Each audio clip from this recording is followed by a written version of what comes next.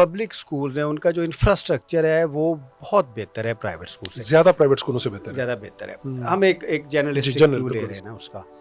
अब teaching standards देख लें, अब जो पब्लिक सेक्टर के स्कूल्स हैं उनके जो टीचर्स हैं उनकी अगर आप क्वालिफिकेशन देखें वो PhDs हैं, उसमें एमफिल हैं, जबकि इधर आप मॉन्टेसरी स्कूल्स देखें या बीटर स्टैंडर्ड्स के स्कूल देखें या सेकेंडरी स्टैंडर्ड्स के स्कूल देखें, उनमें तो अमूमन ग्रेजुएट्स हैं, सिंपल हैं, सारा कुछ है। टीचिंग्स का स्टैंडर्ड बज़ाहिर भी इनका ज़्यादा है पब्लिक, तो फिर टीचिंग कहाँ पे ज़्यादा अच्छी हो रही है?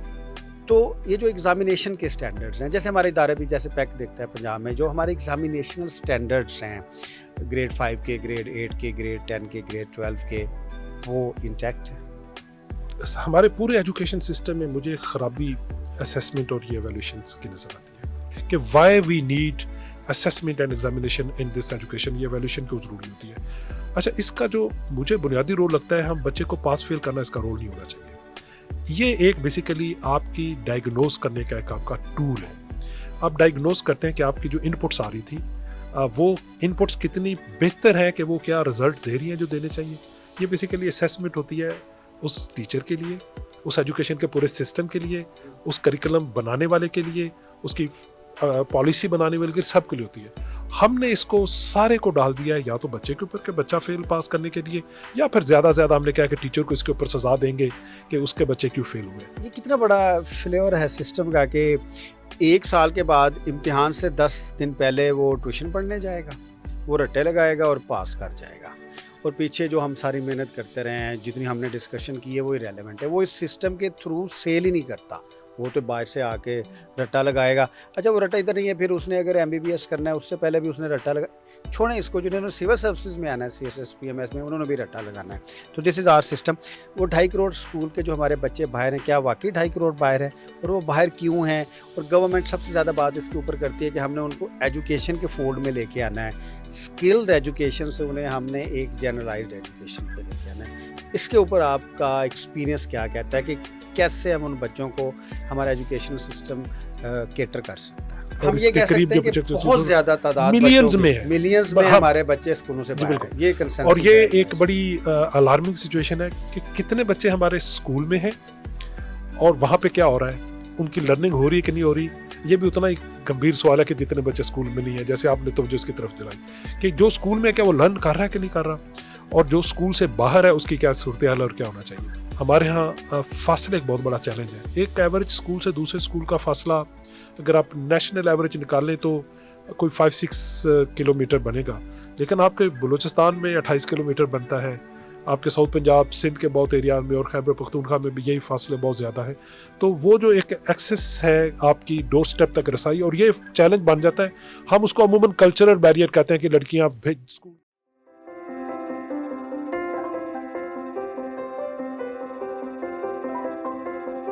अच्छा आबिद भाई, आपने कहा है कि जो पब्लिक स्कूल्स हैं उनका जो इंफ्रास्ट्रक्चर है वो बहुत बेहतर है प्राइवेट स्कूल से, ज़्यादा प्राइवेट स्कूलों से बेहतर है। ज़्यादा बेहतर है। हम एक जनरलिस्टिक व्यू ले रहे हैं ना उसका। अब टीचिंग स्टैंडर्ड्स देख लें, अब जो पब्लिक सेक्टर के स्कूल्स हैं उनके जो टीचर्स हैं उनकी अगर आप क्वालिफिकेशन देखें वो PhDs हैं, उसमें एमफिल हैं, जबकि इधर आप मॉन्टेसरी स्कूल्स देखें या बीटर स्टैंडर्ड्स के स्कूल देखें या सेकेंडरी स्टैंडर्ड्स के स्कूल देखें, उनमें तो अमूमन ग्रेजुएट्स हैं, सिंपल हैं, सारा कुछ है। टीचिंग्स का स्टैंडर्ड बज़ाहिर भी इनका ज़्यादा है पब्लिक, तो फिर टीचिंग कहाँ पे ज़्यादा अच्छी हो रही है? आप दुरुस्त कह रहे हैं। एक तो इंफ्रास्ट्रक्चर की हम बात की, दूसरा हमने टीचर्स के अगर आप क्वालिफिकेशन को और उनके एंट्री लेवल और इवन उनकी जो ट्रेनिंग का आप बात करें तो वो इनपुट्स भी आपको पब्लिक स्कूलों में ज़्यादा बेहतर नज़र आती हैं। चैलेंज है बुनियादी तौर पर नहीं, अभी इसी क्वेश्चन के ऊपर हैं कि विद बेटर टीचर्स, और फिर उसके ऊपर एडमिनिस्ट्रेशन भी है, एक हेड मास्टर भी है, एक PT मास्टर भी है, दूसरे विंग्स भी हैं, तो आपके ख्याल में जो HR है पब्लिक सेक्टर स्कूल का, ये ज़्यादा अच्छे एजुकेशन स्टैंडर्ड्स इनकलकेट कर रहा है कि प्राइवेट सेक्टर वाले का? अगर आप चंद एलीट स्कूल्स को निकाल के अगर आप देखें तो आपको पब्लिक साइड पे आपको HR ज़्यादा बेहतर मिले। नहीं, HR तो ज़्यादा है, मैं HR की तो बात ही नहीं कर रहा। HR के ऊपर तो हम ये बात करें कि HR तो इनका बेहतर है। हम जो टीचिंग स्टैंडर्ड्स की इनकलकेशन है या टीचिंग है बुनियादी तौर पे एजुकेशन के स्टैंडर्ड्स थ्रू टीचिंग, वो इनकलकेट कौन बेहतर कर रहा है? वो प्राइवेट स्कूल बेहतर कर रहा है। آپ یہ کہہ رہے ہیں کہ پرائیویٹ اسکول کا جو ٹیچر ہے وہ لمیٹڈ ایجوکیشن سے لمیٹڈ ریسورسز سے زیادہ اچھا ٹیچنگ اسٹینڈرڈ انٹرکلیٹ کرتا ہے. چلیں اب اس کو ہم تھوڑا سا آگے لے کے جاتے ہیں. آپ کے بنیادی طور پہ کیا وجہ ہے کہ جو پبلک سیکٹر کا اسکول ہے جس کا انفراسٹرکچر بھی بہتر ہے, ٹیچرز بھی بہتر ہیں, ریسورسز بھی بہتر ہیں, جن کی فنینشیل چیزیں بھی بہتر ہیں, وہ middle class upper middle class کے بچوں کو اٹریکٹ نہیں کر پا رہا؟ اچھا, اس میں بنیادی جو رول ہے نا, میں سمجھتا ہوں کہ یہ چیلنج ایک گورننس کا, لوکل گورننس کا چیلنج ہے. آپ ایک جسٹ امیجن کریں پرائیویٹ اسکول ہے, وہ کسی بھی ایک گاؤں کے اندر ہو یا ٹاؤن کے اندر ہو یا کسی لیول پہ, اب وہ مڈل کلاس کو, لوئر مڈل کلاس کو اور ان سب کو وہ اٹریکٹ کیوں کر رہا ہے؟ اس کی ریزن یہ ہے کہ وہ اس کی جو ایڈمنسٹریشن ہے, پرنسپل جو اسکول کا ہے, یا موسٹلی یہ ہوتا ہے کہ وہی بندہ اس کا آنر بھی ہوتا ہے اور وہ اس میں, اچھا انہوں نے بڑے کلیئر انڈیکیٹر رکھے ہوتے ہیں, اور اس میں جو ٹیچر وہاں پہ پرفارم نہیں کرتا, بڑا ان کے لیے آسان ہوتا ہے کہ اس کو ریپلیس کرنا, یا اس کو مطلب کسی بھی طرح سے اس کو مجبور کرنا کہ وہ کام کرے. اگر آپ پبلک سائڈ پہ چلے جائیں گے تو وہاں پہ ہمارا بیٹر کوالیفائڈ ٹیچر جو ہے وہ اگر بہتر پرفارم نہیں کر رہا, تو ہمارا جو لوکل لیول پہ اس کو یہ دیکھنا, اور اگر وہ نہیں پرفارم کر رہا تو اس کی مطلب کوئی ایسا ڈیسیژن لینا کہ جس سے وہ پرفارم کرنا شروع کر دے یا وہ نہ رہے, یہ اس طرح کا کوئی نہیں ہے. ایجوکیشن سپرویژن نہیں ہے, ایڈمنسٹریٹو سپرویژن کی میں بات نہیں کر رہا. جی, ایجوکیشن سپرویژن جو ہے نا وہ اگر آپ ایجوکیشن سپرویژن کی دیکھیں تو کم از کم آپ کو پبلک اسکول میں ایک اسٹرکچر موجود ہے, لیکن شاید وہ اس طرح سے پرفارم نہیں کر رہا جو پرائیویٹ اسکولس کے اسٹرکچر کے اندر. ایک سیکرٹری ہے, اس کے اسکول کا کیمپس بھی اچھا ہے, انفراسٹرکچر بھی اچھا ہے, اس کے ٹیچرز بھی اچھے ہیں, اس کے باوجود بھی اس کے اسکول اگر اچھی ایجوکیشن نہیں دیتے تو پھر وہ سیکرٹری بھی اپنے آپ کو سمجھے کہ وہ بھی نالائق ہے اتنا ہی جتنا وہ ٹیچر نالائق ہے. یہ پورے سسٹم کا فیلور ہے. اکثر ہوتا یہ ہے کہ ہم سارا اپنا جو بھی فیلور ہے اس سارے ایجوکیشن کے اندر, ہم وہ اب لوئسٹ لیول پہ جو بندہ ہے اس پہ ڈال دیتے ہیں. مطلب ہمیں پتہ ہے کہ ایک پرائمری اسکول کا جو پرائمری ٹیچر ہے, ہم کہتے ہیں کہ وہ سارے کا سسٹم کا خرابی اس کے ذمہ ہے, اسی کو چینج کر دے, یا ہم جو بھی سزا دینا چاہتے ہیں. تو میں سمجھتا ہوں کہ وہ پرائمری ٹیچر جو کلاس روم کے اندر پرفارم نہیں کر رہا, وہ فیل نہیں ہوا, پورا سسٹم فیل ہوا ہے. تو ان سب کا اس میں کنٹریبیوشن بنتا ہے. تو عابد بھائی, کیا ہم یہ نہیں کہہ سکتے کہ ایجوکیشن جو ہے وہ یہ ڈیپینڈ کرتا ہے ایک نیشنل اسپرٹ کے اوپر, ایک سوشل اسپرٹ کے اوپر؟ Even it's a very good argument کہ آپ کے کیمپسز اچھے ہونے چاہیے, فیسلٹیز اچھی ہونی چاہیے, ٹیچنگ اسٹینڈرڈز ہونے چاہیے. These things are very important. Despite this, the most important thing is your spirit, the spirit of the nation, the spirit of the society. پھر اس کے تحت آپ اسٹرکچرلائز کریں. تو اس ویژن کے تحت کیا ریفارمز کا پرسپیکٹیو ہے ہماری پبلک سیکٹر میں بھی یا ایون پرائیویٹ سیکٹر میں بھی؟ یہ نظر نہیں آتا. دیکھیں, بنیادی طور پر ایجوکیشن جو ہے نا وہ کوئی بھی کنٹری اپنے ایجوکیشن کے آبجیکٹیوز جو ہیں, یا ایجوکیشن کے اسٹینڈرڈس کہہ لیں, یا اس کے جو بینچ مارک ہے, وہ ڈیسائیڈ کرتے ہیں کہ یہ نیشن 10 سال بعد کہاں پہ ہوگی, 20 سال بعد کہاں پہ ہوگی, اور ہم کس طرف جائیں گے. اچھا, یہ جو اس لیول کا ویژن ہے اور اس لیول کے جو آبجیکٹیوز ہیں وہ بہت کلیئرلی ان کو ڈیفائن کرنا اور پھر اس کے مطابق ساری چیزوں کو ارینج کرنا, یہ ایک ایجوکیشن کے لیے بہت بنیادی چیز ہے. ہمارے ہاں مجھے نہیں نظر آتا کہ کوئی ایک براڈر لیول پہ اس طرح کا بہت کلیئر ویژن ہو کہیں پہ کہ ایجوکیشن کو ایز اے ٹول یوز کرتے ہوئے وی ول برنگ this change in the society, کہ آنے والے 5 سالوں میں جو ڈیجیٹل انفلوئنس آ چکا ہے وہ سوسائٹی کو کیسے ری شیپ کر رہا ہوگا, اور اس میں ایجوکیشن کا کیا رول ہوگا کہ اپنے آپ کو اس طرح کے لوگ پروڈیوس کرے جو کہ اس کے ساتھ الائن ہو. تو اس طرح کا ایک جو ویژن دینا اور پھر اس ویژن کو ٹرانسلیٹ کرنا into legislation, into planning, into like every thing, وہ جو ایک پورا ایک اس کا ہیرارکل سٹرکچر ہے یا اس کا جو ایک ورٹیکل جو لنکیجز ہے وہ مجھے بریک لگتا ہے جگہ جگہ سے. تو اس طرح سے ایک پورا collective way of imagining education اور ری تھنکنگ ایجوکیشن جو ہے نا وہ مسنگ ہے. میری ایک ریسرچ تھی اس کے اوپر, اس میں نے ایجوکیشن کے جہاں پہ بہت ساری چیزیں ریکمینڈ کی تھی, وہاں پہ ایک ایجوکیشنل سروسز کی ہم نے بات کی تھی کہ ایجوکیشن کی ایک ایڈمنسٹریٹو سروس ہونی چاہیے. اچھا, اس میں بھی جب بیوروکریسی آتی ہے وہ جرنلسٹ ہے, they do not know much about education. اب جو ادھر سے بھی ٹیچرز لیے جاتے ہیں basically they are meant to teach, they are not educational administrators. ایسا نہیں ہو سکتا کہ آپ ایک ٹیچر کو کہیں کہ آپ ہیڈ ٹیچر بن جائیں یا ایک ونگ کو لینے لگ جائیں, یا آپ ان کا جو بھی سسٹم ہے اے ای اوز ہیں یا ان کے ای ڈی اوز ہیں یا ڈی جیز ہیں یا پی ڈیز ہیں یا جو بھی ان کا ایڈمنسٹریٹو ہے. تو ایجوکیشنل سروسز ایسی ہونی چاہیے جو کہ بیچ میں ہو, جو کہ ایجوکیشنسٹ بھی ہو آدمی اور اس کے ساتھ وہ ایڈمنسٹریٹر بھی ہو. جب تک مطلب میں سمجھتا ہوں کہ جب تک پرائمری اسکول کے مڈل اسکول کے اچھے ایڈمنسٹریٹرز نہیں ہوں گے وہ اسکولز نہیں آگے بڑھ سکتے. کیونکہ جو مجھے ڈفرینس لگتا ہے, اگر آپ ایک مونٹیسری اسکول میں جائیں پرائیویٹ, اس کی جو ہیڈ ٹیچر ہوگی نا, جو عموماً اونر ہوتی ہے یا اس کا جو پرنسپل ہے, اس کی جو اسکلز ہیں those are far superior than the person having a public sector primary school. تو اب ٹیچر تو ہیڈ ٹیچر کے طور پہ کامیاب نہیں ہو سکتا.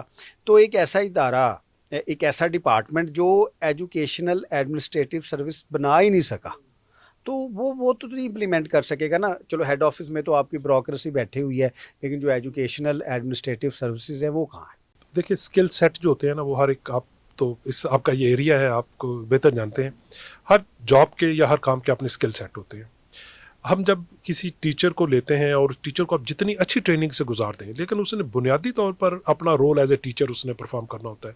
اچھا, یہ اس کے ساتھ بھی ناانصافی ہوتی ہے کہ جب آپ اس کو اپنے ریکروٹ کسی اور مقصد کے لیے کیا تھا, اس کو آپ نے ٹرینڈ اس کسی اور مقصد کے لیے کیا تھا, لیکن ہم اب سے کام ڈفرینٹ لینا چاہتے ہیں. تو ہمارا جو مڈل مینجمنٹ کا جو کرائسس ہے ایجوکیشن میں, کیونکہ اکثر ہمارے جو سینئر مینجمنٹ ہے ایجوکیشن کے اندر یا کہیں اوور آل, وہ بلیم کرتے ہیں کہ یہ نلائق بھی ہیں, یہ پرفارم نہیں کر رہے, وہ آتا نہیں کام نہیں. اب اس میں ان کا فالٹ نہیں ہے, آپ ان کو جس چیز کے لیے آپ نے ٹرین نہیں کیا, ان سے وہ کام اگر آپ لینا چاہتے ہیں, یا وہ جس کام کے لیے ریکروٹ نہیں ہوئے لینا چاہتے ہیں, تو وہ شاید وہ انصاف نہیں کر پاتے, اور ان کی اس کمی کو پھر ہم جواز بناتے ہیں کہ یہ ایجوکیشنسٹ کا کام یہ نہیں ہے. لیکن ایک ایجوکیشن مینیجر, ایک ایجوکیشن مینیجر کو اگر آپ لے کے آئیں اور اس کو اسی طرح سے آپ ویلیو کریں جیسے آپ کی سروسز کے لوگ ہیں, اور وہ ایک آتے ہیں اس کے اندر, تو اسی اسکل سیٹ کے ساتھ اور اسی ساٹ و پرسٹیج کے ساتھ آپ جب اس کو لے کے آئیں گے تو ڈیفینیٹ وہ اپنا رول پرفارم کرے گا. ایک ہیڈ ماسٹر ہے, ایک ہیڈ مسٹریس ہے, اگر اس کو پبلک فنینشیل مینجمنٹ کا پتہ ہے اور اس کے ساتھ اس کو لیسن پلاننگ بھی آتی ہے, اور اس کے بعد اس کو ایویلویشن سٹینڈرڈز بھی جانچنے آتے ہیں, تو وہ بہت اچھی ہیڈ ٹیچر ہوگی. کیونکہ اسپیشلائزیشن آف ایڈمنسٹریشن بھی ہے, اسے پیڈا لگانا بھی آتا ہے, اسے ایڈمنسٹریٹو ایویلویشن کرنی بھی آتی ہے, اسے ایڈمنسٹریٹو پنشمنٹ بھی آتی ہے, اسے ریسورس جنریشن کا بھی پتہ ہے, اسے ریسورسز کی موبلائزیشن کا بھی پتہ ہے. اگر ایڈمنسٹریٹو پارٹ اور ایجوکیشنل پارٹ ہیڈ ٹیچر کو پتہ ہوگا تو پھر گیپس نہیں رہیں گے, وہ اسکول اچھا کرے گا. اور کچھ ایسے ہیں ہیڈ ٹیچر جنہوں نے بڑے اچھے اسکولز رن کیے ہوئے ہیں. بالکل ایسے بہت اچھے ایگزامپلس ہیں ہمارے پاس. اچھا, ہم تھوڑا سا اس کو اب تھوڑا ٹیکنیکل سائڈ پہ لے کے آتے ہیں. اب ہم آتے ہیں سلیبس کے اوپر. جی اچھا, میں صرف آپ کا جو پچھلا وہ تھا اس میں بات یہ کرنا چاہتا کہ پرابلم ہمارا صرف یہ نہیں کہ ہم ایک ٹیچر کو وہ کرتے ہیں, آپ اپنے ایجوکیشن کے لوگ ایجوکیشنسٹ کہاں سے آئیں گے. اچھا, ایجوکیشنسٹ کا کام ہے بیسیکلی یونیورسٹیز کو پروڈیوس کرنا, کو ایجوکیشنسٹ پروڈیوس کر رہے ہوں گے. اب ہماری جتنی ڈگریز ہیں, اب زیادہ تر ڈگری میں آپ اس کو سبجیکٹ اسپیشلسٹ لیول کی, مطلب آپ اس کو گزارتے ہیں, وہ چاہے آپ کا ماسٹر ڈگری ہے, ایم فل ہے, پی ایچ ڈی ہے. اچھا, اس میں آپ پیڈاگوجی اور بہت ساری اس طرح کی چیزوں سے گزارتے ہیں, اور اگر آپ اس میں لیڈرشپ بھی آپ اس کو سکھا رہے ہوتے ہیں, مینجمنٹ سکھا رہے ہوتے ہیں, تو class room management, class room leadership ہے. تو ہمارا جو یہ اگر آپ کیٹر کریٹ کرنا چاہتے ہیں تو اس کے ساتھ چیلنج یہ ہے کہ we have to go back and see کہ ہمیں ایجوکیشن ایڈمنسٹریشن, ایجوکیشن مینجمنٹ اور لیڈرشپ کے لیے لوگ کیسے چاہیے, وہاں پروڈیوس بھی ہونے. اچھا, وہ تو تینوں ٹیئرز پہ آپ کو چاہیے نا, پالیسی لیول پہ. ویسے جو جنہیں آج کل کنسلٹنٹ کہا جاتا ہے, پاکستان میں کبھی میں نے کنسلٹنٹ میرٹ پہ لگتے نہیں دیکھا.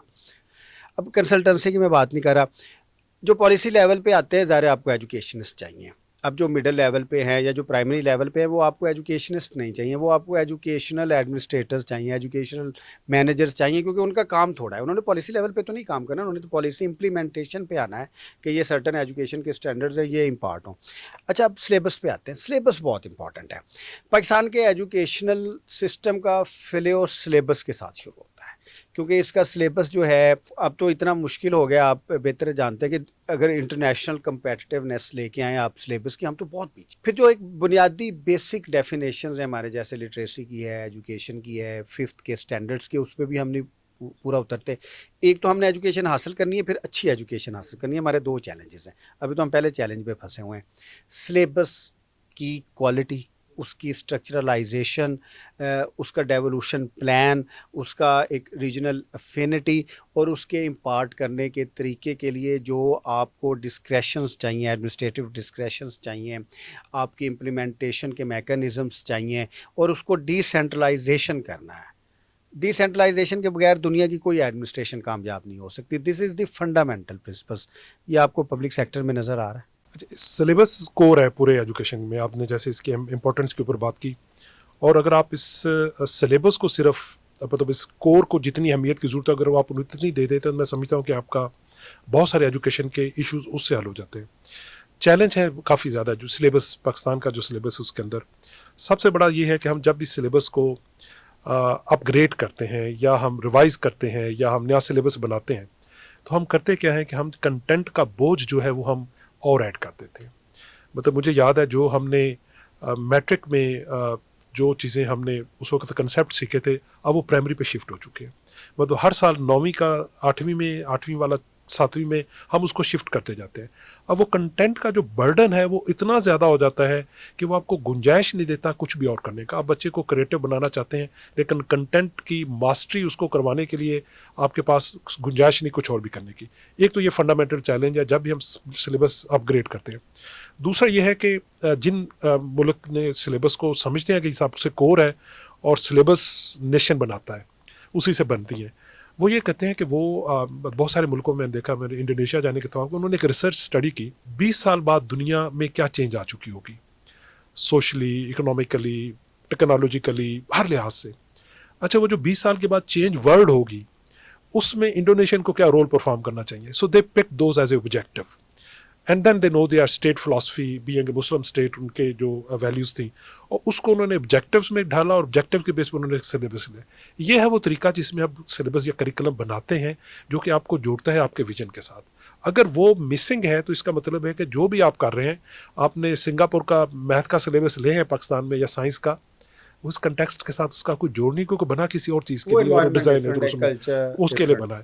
تو اس لیے دوسرا یہ چیلنج ہے کہ اس کا جو ایک ہیرارکل کنیکشن ہے ود دا کہ ہم کہاں جانا چاہتے ہیں وہ مسنگ ہوتا ہے. تیسرا چیلنج یہ ہے کہ جو سلیبس بنانے والے لوگ ہوتے ہیں عموماً سبجیکٹ اسپیشلسٹ کو آپ کہتے ہیں کہ سلیبس بنائیں.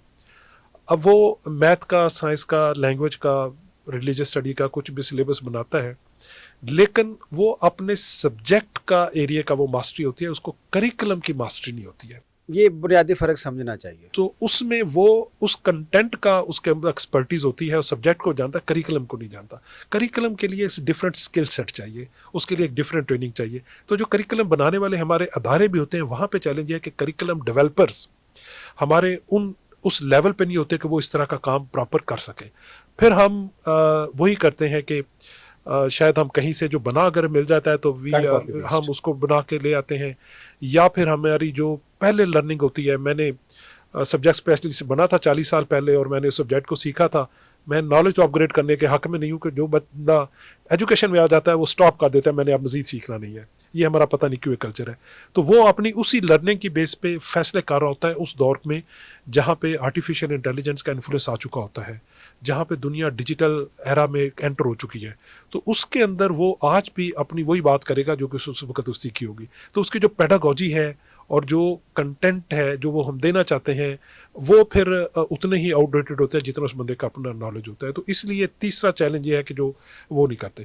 چوتھا چیلنج ہے کہ اس کا ڈیسینٹرلائز ہونا. ایجوکیشن جو ہے وہ اس میں سب سے بنیادی ہے کہ education link with the surrounding آپ کے سائڈ آپ کے ارد گرد سے جڑی ہوتی ہے. وہ آپ سے شروع ہوتی ہے پھر آپ کے گھر سے پھر محلے سے گاؤں سے شہر سے اور پھر اس طرح سے بڑھتی جاتی ہے.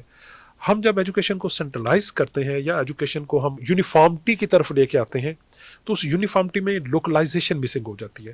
بہت سارے ملکوں نے اس کو ایک بڑا انٹیلیجنٹلی ڈیل کیا ہے کہ they put their national standards at 10% like this then they come up with their regional and local standards 45% 50% اور پھر وہ ایک ہی ٹائم پہ کریکولم نیشنل ریکوائرمنٹ کو بھی پورا کر رہا ہوتا ہے ایز اے نیشنل کوہینس ایز اے اسٹیٹ فلاسفی اور اسی وقت وہ آپ کی لوکل جو نیڈ ہے اس کو بھی ایڈریس کر رہا ہوتا ہے. ہمارے ہاں کریکولم جو ہے وہ ایک ہی طرح کا کریکولم ہم بہت ساری ڈفرینٹ کنٹیکسٹ کے اندر اپلائی کرنے کی شروع کرتے ہیں. ایون آپ چھوڑیں آپ دوسرے صوبوں کی ڈائیورسٹی کو آپ صرف پنجاب کی ڈائیورسٹی کو لے لیں. آپ دیکھیں پنجاب آپ ساؤتھ پنجاب میں چاہیں یا جہاں بیٹھے ہیں اس پنجاب کی بات کریں یا آپ پوٹھوہار کی طرف یا ادھر چلے جائیں تو ہر ایک کا کنٹیکسٹ فرق ہے. اب ہمارا کریکولم سرگودا کے اندر کیسا امپلیمنٹ ہونا چاہیے اور ملتان میں کیسا امپلیمنٹ ہونا چاہیے اور وہ اس کی لوکل نیڈ کے ساتھ کتنا وہ ریلیونٹ ہے یہ ہو نہیں پاتا. تو اس لیے ایجوکیشن میں نہ آنے کی ایک بڑی وجہ ہے کہ لوگوں کو لگتا نہیں کہ اٹس فار دیم یا وہ کسی قابل انہیں بنا دیں گی. تو یہ میرا خیال ہے کہ 4 فنڈامنٹل चैलेंज है पाकिस्तान के सिलेबस और करिकुलम के साथ? अच्छा आबिद भाई, हमने इकॉनमी के ऊपर जो हमारी प्राइमरी रिसर्च है उसमें हमने डिस्ट्रिक्ट इकोनॉमीज़ का कॉन्सेप्ट दिया था कि हर ज़िला मुख्तलिफ है दूसरे से, कहीं लाइफ स्टॉक अच्छा है, कहीं एग्रीकल्चर अच्छा है, कहीं माइंस एंड मिनरल्स हैं। तो ऐसे ही जब तक आप डिसेंट्रलाइज नहीं करेंगे स्पेशलाइजेशन नहीं आ सकती। लेकिन अभी हम करिकुलम के ऊपर आएंगे। आबिद भाई, करिकुलम स्पेशलिस्ट कितने हैं पाकिस्तान में? ये बड़ा मुश्किल क्वेश्चन है। करिकुलम स्पेशलिस्ट की अगर आप डेफिनेशन देखें तो वो एक ऐसा बंदा जिसके पास करिकुलम की फ़िलासफ़ी, करिकुलम की अप्रोच और करिकुलम के प्रोसेस, करिकुलम के मॉडल और इस वक्त क्या हो रहा है दुनिया में, इन सारे की अंडरस्टैंडिंग होना बड़ा ज़रूरी है, क्योंकि इनको आप सामने रखे बगैर करिकुलम बना नहीं सकते। पाकिस्तान में हैं लोग जो करिकुलम पे काम करते आ रहे हैं पिछले कुछ सालों से, लेकिन नंबर बहुत कम है। चले हम 4 दर्जन कर लेते हैं, 50 के करीब हैं। पाकिस्तान में करिकुलम के ऊपर जो अथॉरिटी है वो पब्लिक सेक्टर की है, गवर्नमेंट्स की है। प्राइवेट सेक्टर्स के लोग जो हैं वो करिकुलम्स जो हैं वो ना अपना बना सकते हैं ना उसको कर सकते हैं। Still governments regulation is required. अब जो करिकुलम स्पेशलिस्ट हैं वो जो हमारे करिकुलम डेवलपमेंट के इदारे हैं, जैसे पंजाब में भी है, दूसरे प्रोविंसेस में भी है, उसमें आपको नज़र आते हैं कि बाहर नज़र आते हैं? आपको अगर देखें, मतलब हर अदारा जो भी है, मतलब करिकुलम एक चलिए मैं एक्सपर्टी सवाल एरिया को है। स्ट्रेट कर लेता जी हूँ। जी। पिछले 10 सालों के हमने करिकुलम स्पेशलिस्ट देखे हैं पंजाब के। उनमें अक्सर लोग एनजीओज़ हैं वाले हैं, फिर ब्रोकरेट से उनकी बीवियाँ हैं, फिर उनके कोई दूसरे लोग हैं, वो सारे के सारे लोग एडजस्ट किए हुए हैं। ये बिल्कुल एक जो कहते हैं ना कि किसी भी अदारे के लिए वो जैसे ना पानी बहता है तो वो बेसिकली अपनी क्वालिटी भी रखता है, सारा कुछ रखता है। अगर पानी बहता नहीं है तो फिर आपको क्या हो जाता है। असल में ये जो बहुत टेक्निकल एरिया है, इस टेक्निकल एरिया के अंदर जो पुराने ज़मानों में एक करिकुलम विंग हुआ करता था मिनिस्ट्री में, जिसमें हम करिकुलम के लोगों को इंडक्ट करते थे, फिर उसके बाद उनकी ट्रेनिंग्स होती थी और वो इंडक्शन का प्रोसेस चलता रहता था। अब पिछले 2 दहाइयों से पाकिस्तान के अंदर ये प्रोसेस रुका हुआ है।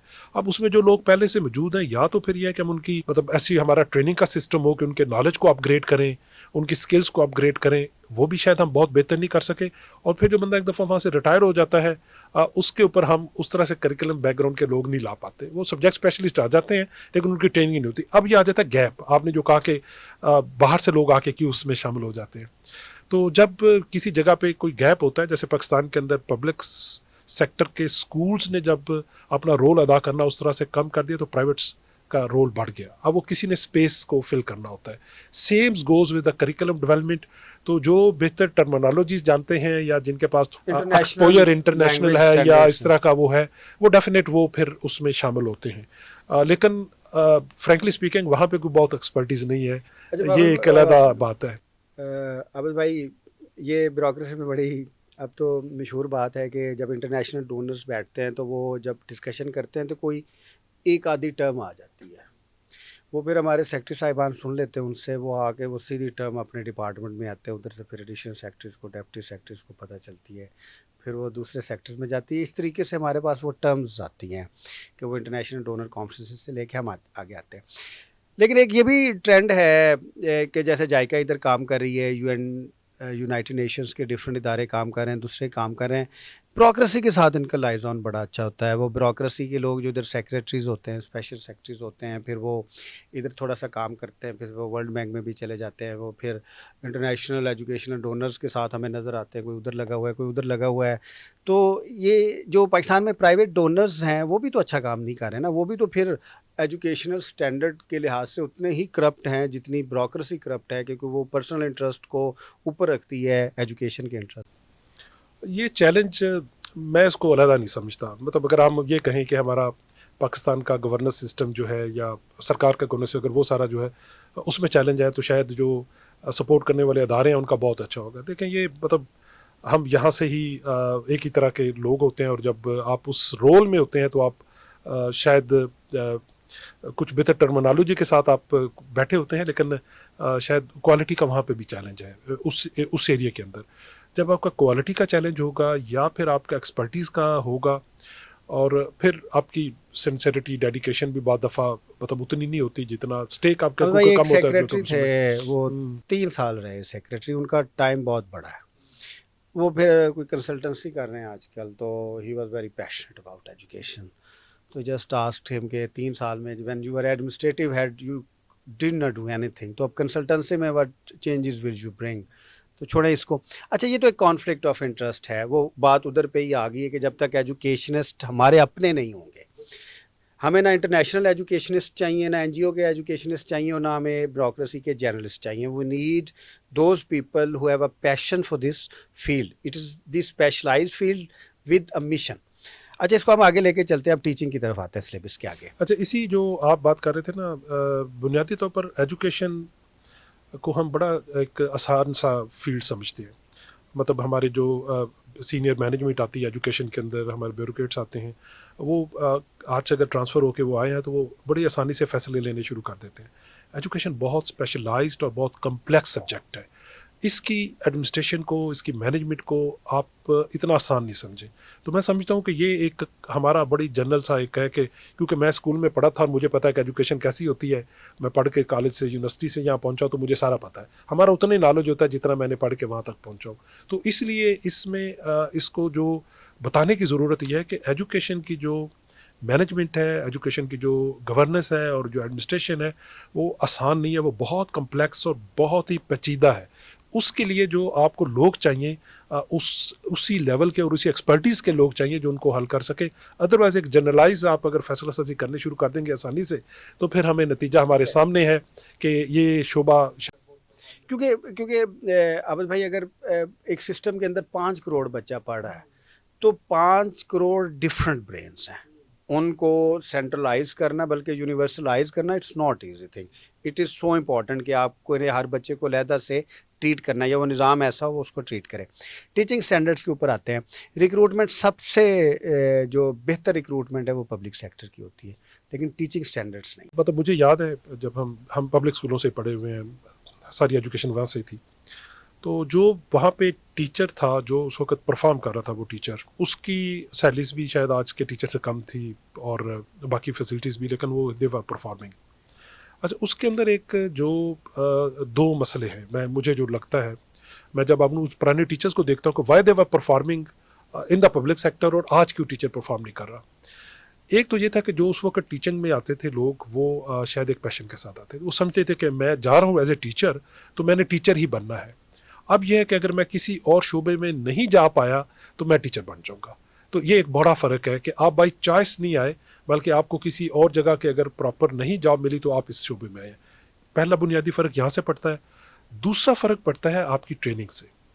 مجھے یاد ہے کہ میں جب شروع میں سرکاری اسکولوں میں کام کرتا تھا, آج سے کوئی 25-26 سال پہلے, تو کچھ ایسے ٹیچر تھے جو کہ 50-55 سال کی عمر کے, 58 سال کی عمر کے, سارا دن ایسے ایکٹیو ہوتے تھے اور وہ کام کر رہے ہوتے تھے کہ لگتا نہیں تھا کہ یہ سیج میں, مطلب یہ اتنے ان کو انرجی پتہ نہیں کہاں سے آتی ہے. تو میں نے جب ان سے کوشش کی جاننے کی کہ کیا چیز تھی جس نے آپ کو آج تک اس انرجی کو باہر رکھا, موٹیویٹ رکھا ہے, تو مجھے پتہ چلا کہ ان کی ٹریننگ تھی. اچھا, وہ بتاتے تھے کہ ہماری جو ٹریننگ ہوتی تھی ریزیڈینشیل ہوتی تھی. صبح 5 بجے ہمارا سٹارٹ ہوتا تھا وہ پروسیس اس انسٹیٹیوٹ کے اندر, اور رات 10 بجے تک ہوتا تھا. تو وہ آپ کو ایک ٹیچر بناتے تھے. وہ کہتے ہیں نا جیسے ایک دفعہ مطلب بن جاتا ہے تو پھر ساری عمر جو ہے نا وہ وہی رہتا ہے, تو وہ ایسے ہی ہوتا تھا. وہ ٹیچنگ ان کو انجیکٹ اس طرح سے ہو جاتی تھی کہ یہ وہ پھر ساری عمر وہ نکلتا نہیں تھا. تو اب اگر آپ ایک بندہ, ایک اس نے شاید وہ آیا بھی اس لیے نہیں کہ وہ ٹیچر مطلب ولنگلی اس طرح سے نہیں تھا, لیکن اور کوئی شعبہ نہیں ملا تو آ گیا, اور پھر آپ کی ٹریننگ نے بھی کوئی بہت امپیکٹ نہیں ڈالا کہ آپ اس کو ٹرانسفارم تو کر دیں کہ اچھا وہ ٹیچر اپنے آپ کو سمجھے اور پروفیشنل سمجھے. ہمارے ہاں بہت سارے لوگ اپنے آپ کو پروفیشنل سمجھتے ہیں, وہ ڈاکٹر بھی ہوتا ہے, وہ لائر بھی, بے شمار شعبے میں. ٹیچر کبھی اپنے آپ کو اس ٹیچر کا پروفیشنل سمجھتا ہی نہیں ہے. وہ سمجھتا ہے کہ میں ٹیچر بن گیا بس ٹھیک ہے. اب اگر ایک آپ وکیل کو یا ایک ڈاکٹر کو یا ایک انجینئر کو اگر اپنے نالج کو اپ گریڈ نہیں کرتا تو وہ کچھ عرصے بعد ریلیویٹ ہو جاتا ہے. ٹیچر بننے کے بعد اگر نالج اپنے آپ کو اپ گریڈ نہیں کرتا تو وہ کبھی بھی ریلیونٹ نہیں ہوتا, وہ پھر ہمیشہ ٹیچر ہی رہتا ہے. تو یہ ایک اس کو ایز اے پروفیشن وہ لوگ لیتے نہیں ہیں. تو یہ مجھے لگتا ہے کہ 2 بنیادی جو چیلنج ہیں, اور پھر تیسرا اس کے ساتھ جڑا ہے جو آپ پہلے بھی ہم بات کر رہے تھے, وہ پھر ہے اس کی گورننس کا اور اس کی ایڈمنسٹریشن کا اور سپر. اچھا, اس میں 2-3 ایک آپ نے جو بات کی ہے بنیادی طور پہ آپ نے آرگنائزیشن کے کلچر کی بات کی. اب تو پوری ایڈمنسٹریشن اس چیز کے اوپر ہے کہ جب تک آپ ایک آرگنائزیشن کا کلچر ڈیولپ نہیں کریں گے جو کہ پروگریسو ہے، جہاں پہ لوگ انٹرسٹ کے ساتھ کام کرتے ہیں، they just care about their profession, تو it would be very difficult for that organization to function. جو ٹیچنگ کلچر ہے نا، وہ آپ کہہ رہے ہیں کہ وہ ڈکلائن کر گیا ہے. اچھا، اور ٹیچنگ کلچر کے ڈکلائن کرنے کی ایک بنیادی وجہ جو ہے، جو میں نے ہائی لائٹ کی تھی اپنے پیپر میں، وہ کمرشلائزیشن آف ٹیچنگ ہے، جس کو ہم آسانی سے ٹیوشن کہہ سکتے ہیں. جن ٹیچرز کی آپ بات کر رہے ہیں وہ ٹیوشن نہیں پڑھاتے تھے، کیونکہ یہ اس وقت کلچر نہیں تھا. اور اگر کوئی ٹیچر ٹیوشن پڑھاتا تھا تو اس کو سوسائٹی کے اندر، اس کلچر کے اندر اچھا نہیں سمجھا جاتا تھا. اب جب کہ آپ کے سامنے 40 بچے بیٹھے ہوئے ہیں 9th کی کلاس کے، تو ایک سائنس ٹیچر کا یہ ٹارگٹ ہے کہ یہ 40 میں شام کو میرے پاس کتنے پڑھنے آئیں گے. تو جو وہ ایک ٹیچنگ کلچر ہے، دیٹ از انٹائرلی چینج نا. جیسے آپ نے شروع میں اسٹینڈرڈس کی بات کی، اب دیکھیں جو ٹیچر ہے اس وقت، جو ایز اے ٹیچر بنتا ہے اور پھر اس کا لگتا ہے کہ میں جو صبح آ کے پڑھاتا ہوں کلاس میں، جو اس سے مجھے پیسے ملتے ہیں یا تنخواہ ملتی ہے، وہ اس کو وظیفہ سمجھتا ہے، وہ سمجھتا ہے کہ یہ مین نہیں ہے. جب تک میں ٹیوشن نہ پڑھاؤں یا کوئی اور کام نہ کروں تو میں اس سے ارن کروں. اس کا کمرشل پہلو ضرور آ گیا، لیکن اس کے ساتھ آپ نے کبھی ٹیچر کو بتایا نہیں کہ تمہارا یہ پروفیشن ہے کیا. اب آپ کو پتا ہوگا شاید کہ پاکستان کے اندر پروفیشنل سٹینڈرڈز، ٹیچرز کے پروفیشنل سٹینڈرڈز ہیں. آپ جا کے کسی بھی ٹیچر کے ساتھ کل صبح جائیے گا، آپ پوچھیے گا کہ وہ 10 سٹینڈرڈز بتا دیں کون سے ہیں جو کہ ٹیچرز کے پروفیشنل سٹینڈرڈز ہیں. کسی ایک ٹیچر کو بھی شاید، مطلب جنرلائز تو میں نہیں کرتا، لیکن آپ کو میجورٹی کے پاس وہ سٹینڈرڈز نہیں ملیں گے. اچھا، ہوتا یہ ہے کہ پھر اس کے بعد جب سٹینڈرڈز آتے ہیں تو پھر آپ ٹیچر کی لائسنسنگ اس کے بیس پہ کرتے ہیں کہ کتنا ٹیچر اس سٹینڈرڈز کے اوپر آپ جا رہا ہے اور اس سٹینڈرڈز کو فلفل کر رہا ہے. سارے ملکوں نے یہ کیا ہے کہ انہوں نے ان سٹینڈرڈز کی بیس پہ پھر اس کو اسیس کرتے ہیں اور پھر لائسنس دیتے ہیں فار 5 ایئرز اور 10 ایئرز. ہمارے ہاں نہ تو وہ every one is a teacher. Every one is teacher. میں اور کچھ نہیں کر سکتا، میں ٹیچنگ شروع کر سکتا ہوں. میرے کولیگ ہیں جاپان میں، وہ بتاتے ہیں کہ اگر آپ لائسنس ایکسپائر ہوگا، you can not enter to education institute as a teacher, کیونکہ آپ پہلے اپنا لائسنس لے کے آئیں گے تو پھر ٹیچنگ سٹارٹ کریں گے. وہ ان سٹینڈرڈ کی بیس پہ ہوتے ہیں. تو ہمارے ہاں ٹیچر سٹینڈرڈس نہیں ہیں، اور اس کی بیس پہ اس کو ریگولیٹ کرنے کے لیے لائسنسنگ نہیں ہے، یا وہ اتھارٹی نہیں ہے جو ان کے سٹینڈرڈس کو امپلیمنٹ کروائے اور پھر ٹیچر کو کہے کہ ان سٹینڈرڈ کو فلفل کرنے کے لیے اپنے نالج کو، اسکل کو، رویوں کو اپگریڈ کرے. چلیے ابھی بھائی، ہم نے اب سلیبس بھی بنا لیا، ٹیچرز بھی ہائر کر لے، ہمارے کیمپسز بھی بڑے اچھے ہیں، ہم نے ان کو پڑھا بھی لیا. اب سال کے آخر میں ہم نے ان کو ایویلویٹ کرنا ہے. جو آپ کی ٹیچنگ ایکٹیویٹی ہے سال کی 6 ماہ کی، جتنا مرضی بھی آپ کا ایک اسٹینڈرڈائزڈ ورژن ہے، اس کی ایویلویشن بہت امپورٹنٹ ہے. اب اس کے اوپر بھی ڈفرینٹ تھیریز ہیں. سم سے کہ ایویلویشن کی ضرورت نہیں ہے، وہ اسٹینڈرڈز آپ نے ایک دفعہ پروسیس کر لیے، دیٹ از سفیشینٹ. کچھ بہت ہارڈ لائن اسٹینڈرڈز ہیں کہ اس طریقے سے ریٹن ایگزامینیشن ہونا چاہیے، اس طریقے سے اورل ایگزامینیشن ہونا چاہیے، اور پھر جو پاس کریں وہ آگے بڑھیں. تو یہ جو ایگزامینیشن کے اسٹینڈرڈز ہیں، جیسے ہمارے ادارے بھی، جیسے پیک دیکھتا ہے پنجاب میں، جو ہمارے ایگزامینیشنل اسٹینڈرڈز ہیں گریڈ 5 کے، گریڈ 8 کے، گریڈ 10 کے، گریڈ 12 کے، وہ انٹیکٹ ہیں. ہمارے پورے ایجوکیشن سسٹم میں مجھے خرابی اسیسمنٹ اور یہ ایویلویشنس کی نظر آتی ہے. اگر آپ اس کو بہتر کرتے ہیں تو یہ ریورس سارا جا کے ساری چیزوں کو بہتر کر سکتا ہے. میں اس کی امپورٹنس کی بات کروں، یہ کتنا اہم ہے. اب آپ کا سوال ہے کہ یہ انٹیکٹ ہے کہ نہیں ہے. ہم نے اس میں بہت سارے تجربات کیے.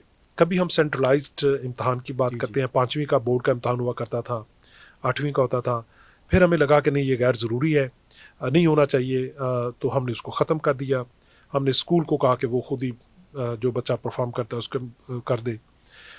یہ بہت سارے ہم نے اس کو، کبھی ہم پھر سینٹرلائز سنا ہے کہ پھر ہم اس کی طرف جا رہے ہیں. تو یہ جو ہمیں اس کا رول کیا ہے ایگزامینیشن کا اور اسیسمنٹ کا، ہمیں یہ بڑا کلیئر ہونا چاہیے کہ why we need assessment and examination in this education. یہ ایویلویشن کیوں ضروری ہوتی ہے. اچھا، اس کا جو مجھے بنیادی رول لگتا ہے، ہم بچے کو پاس فیل کرنا اس کا رول نہیں ہونا چاہیے. یہ ایک بیسیکلی آپ کی ڈائگنوز کرنے کا ایک آپ کا ٹول ہے. آپ ڈائگنوز کرتے ہیں کہ آپ کی جو ان پٹس آ رہی تھی، وہ ان پٹس کتنی بہتر ہیں کہ وہ کیا رزلٹ دے رہی ہیں جو دینے چاہیے. یہ بیسیکلی اسیسمنٹ ہوتی ہے اس ٹیچر کے لیے، اس ایجوکیشن کے پورے سسٹم کے لیے، اس کریکلم بنانے والے کے لیے، اس کی پالیسی بنانے والے کے لیے، سب کے لیے ہوتی ہے.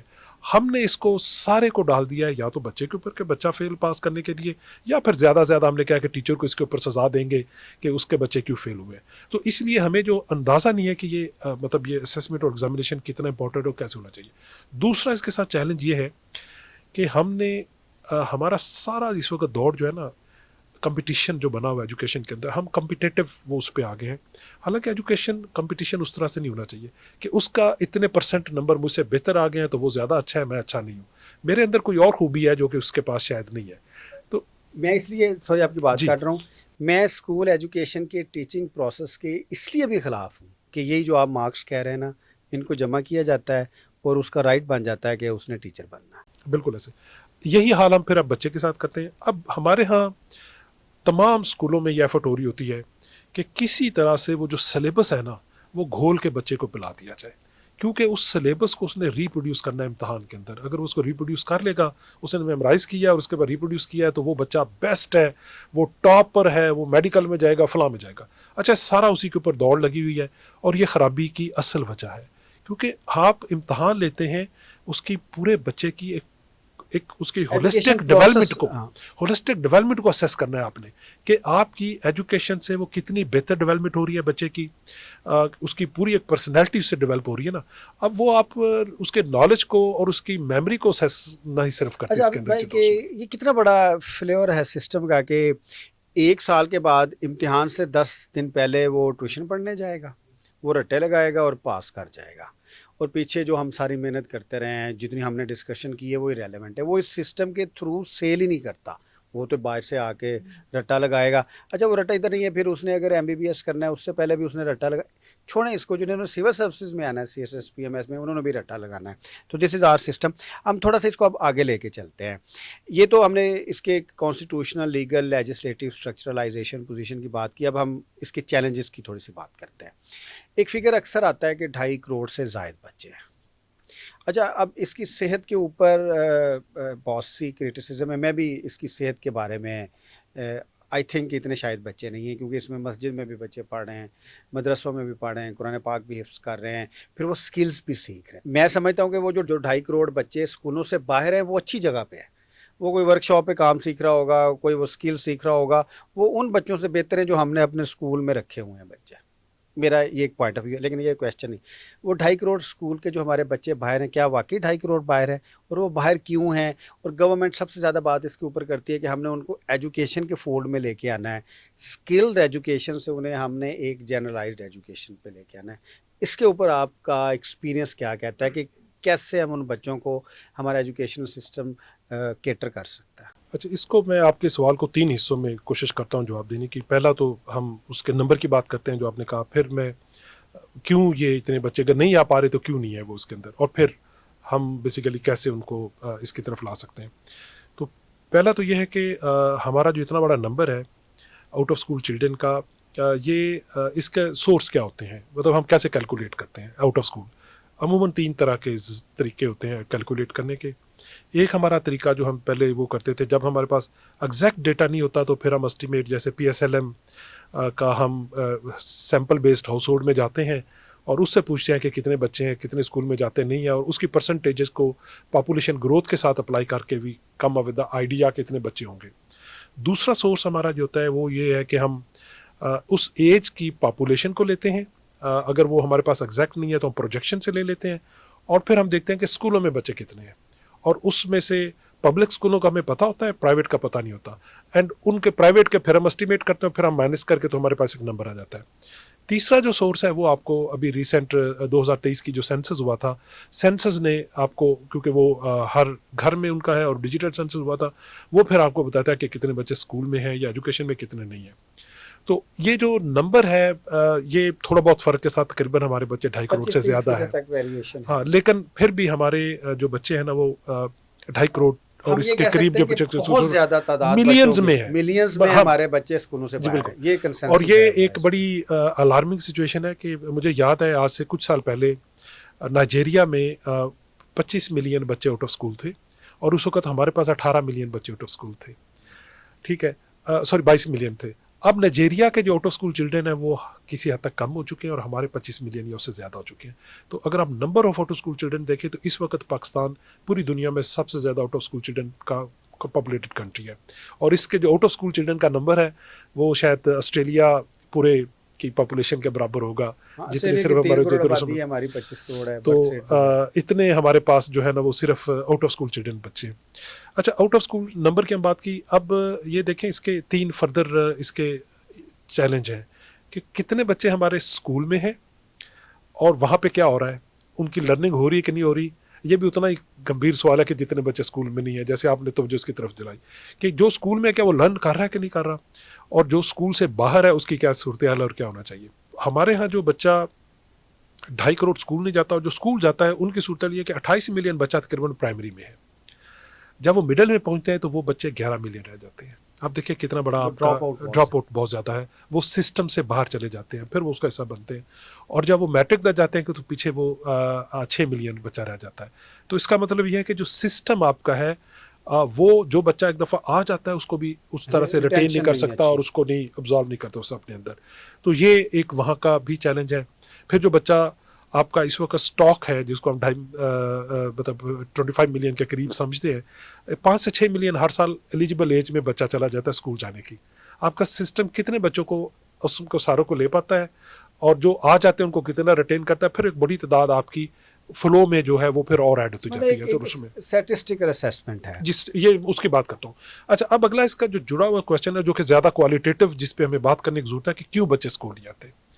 देखें, एक हम पहले भी इसके ऊपर बात की थी कि जब एजुकेशन मुझे लगे कि मेरे लिए रेलेवेंट नहीं है, अपने बच्चे को किसी मैकेनिक के पास मैं छोड़ाऊंगा कि तुम इसे मोटरसाइकिल बनाना सिखा दो या किसी और इसी तरह की जगह के ऊपर, और वो कहे कि ठीक है 5-6 साल वो बच्चा वहाँ मार खाएगा, बुरे हालात होंगे, लेकिन वो सिस्टम उसको गारंटी देता है कि छोटा मोटा मैकेनिक बन के निकालेगा। अब वही बच्चा आपका प्राइमरी करता है, 5-6 साल बच्चा, उसके पेरेंट्स उसके ऊपर इन्वेस्ट करते हैं, इनडायरेक्ट कास्ट भी होती है, फिर मैट्रिक करता है 10 साल में, 11 साल में, फिर उसके बाद, और फिर भी गारंटी नहीं देता कि वो उसको किसी काबिल बना सके। तो पेरेंट्स कहते हैं कि शायद ये हमारे लिए नहीं है, शायद बेहतर वो उसमें करते हैं। तो जो आपका बच्चा, एक बड़ी तादाद ऐसी है जिनको लगता है कि आपकी एजुकेशन रेलेवेंट नहीं है, कैटेगरी 1 नंबर वो आते हैं। फिर हमारा पाकिस्तान अनफॉर्चुनेटली सर 1 मिनट इधर रुकिएगा जी, ये बहुत अहम पॉइंट है, क्योंकि जो ड्रॉप आउट बच्चा है उसकी मेजॉरिटी ये समझती है कि इस एजुकेशन का हमें फ़ायदा नहीं है। वो इसे नहीं छोड़े कि उनके पास पैसे नहीं हैं, या वो बहुत गरीब हैं, या वो बुक्स नहीं ले सकते, हर चीज़ फ्री है।